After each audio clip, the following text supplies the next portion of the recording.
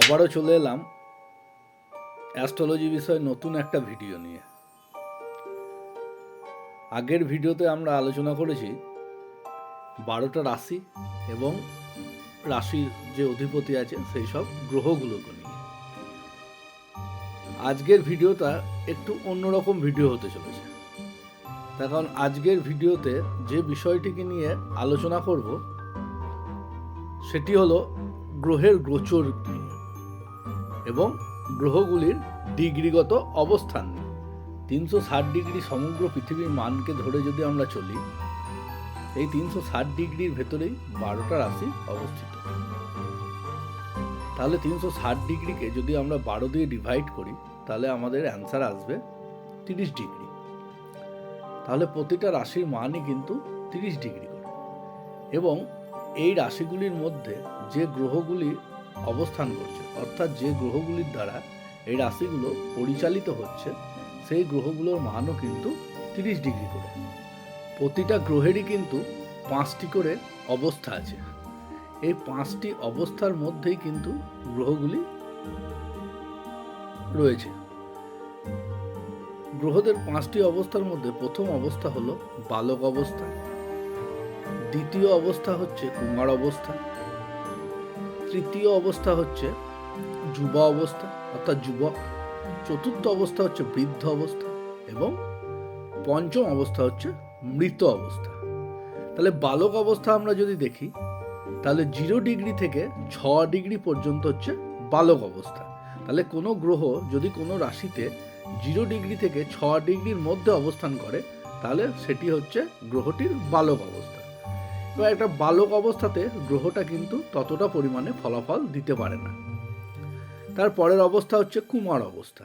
6 degree থেকে 12 degree পর্যন্ত হচ্ছে কুমার অবস্থা, অর্থাৎ বালক হওয়ার পরে সে কুমার অবস্থায় এসে পৌঁছেছে।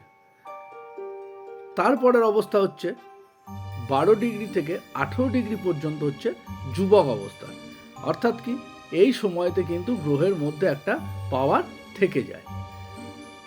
এবং 18 ডিগ্রি থেকে 24 ডিগ্রি পর্যন্ত হচ্ছে বৃদ্ধ অবস্থা, মানে তার পাওয়ারটা কিন্তু একটু কম থাকে। এবং 24 ডিগ্রি থেকে 30 ডিগ্রি পর্যন্ত হচ্ছে মৃত অবস্থা, অর্থাৎ সেটা কিন্তু কোনো পাওয়ার থাকছে না। এবার দেখা যাচ্ছে কোনো একটা রাশিতে কোনো একটা শুভ গ্রহ অবস্থান করছে, কিন্তু তার ডিগ্রিগত মান আছে 0 ডিগ্রি থেকে 6 ডিগ্রির মধ্যে, অর্থাৎ সেটি বালক অবস্থায় আছে। গ্রহটি শুভ, কিন্তু সে বালক অবস্থায় থাকার জন্য যে পরিমাণ ফলাফল দেওয়ার প্রয়োজন ঠিক সেই পরিমাণ ফলাফল কিন্তু জাতক জাতিকা পাচ্ছে না। আবার দেখা যাচ্ছে যে শুভ গ্রহ কিন্তু তার ডিগ্রিগত মান হচ্ছে 12 থেকে 18 ডিগ্রি, তাহলে দেখা যাচ্ছে কি না সেই গ্রহটা কিন্তু জাতক জাতিকার জীবনে একটা ভালো ফল দেবে।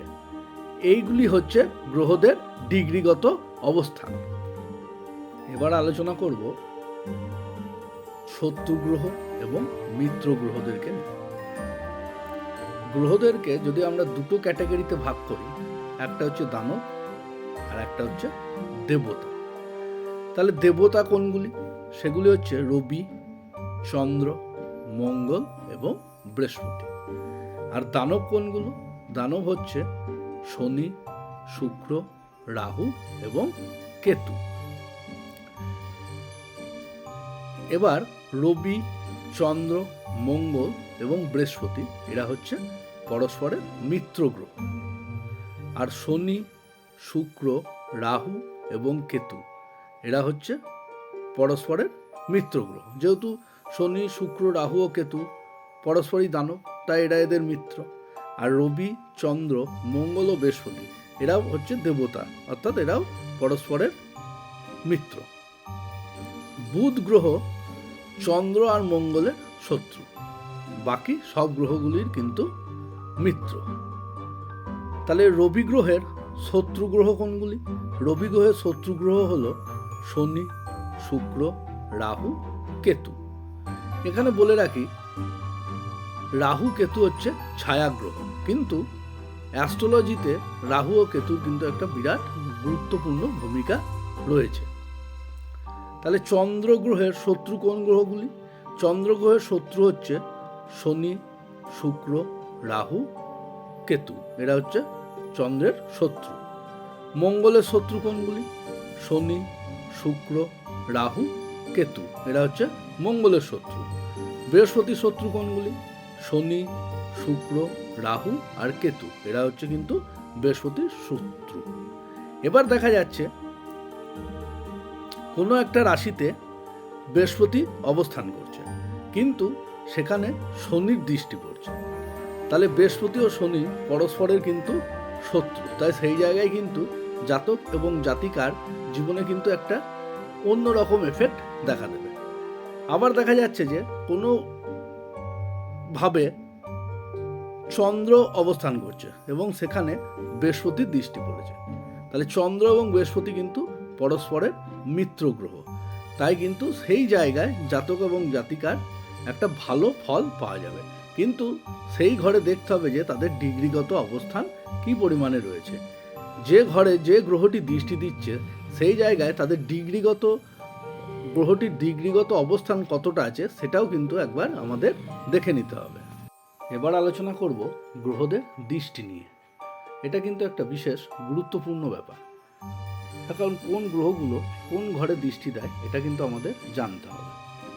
প্রতিটি গ্রহের কিন্তু সপ্তম ভাবে অর্থাৎ 7th হাউসে কমন দৃষ্টি।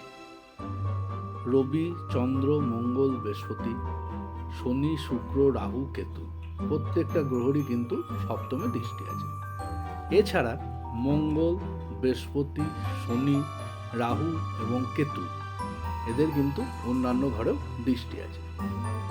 মঙ্গলের দৃষ্টি পড়ে 4th হাউস অর্থাৎ কর্কট রাশি, 8th হাউস অর্থাৎ বৃশ্চিক রাশি, 7th হাউস অর্থাৎ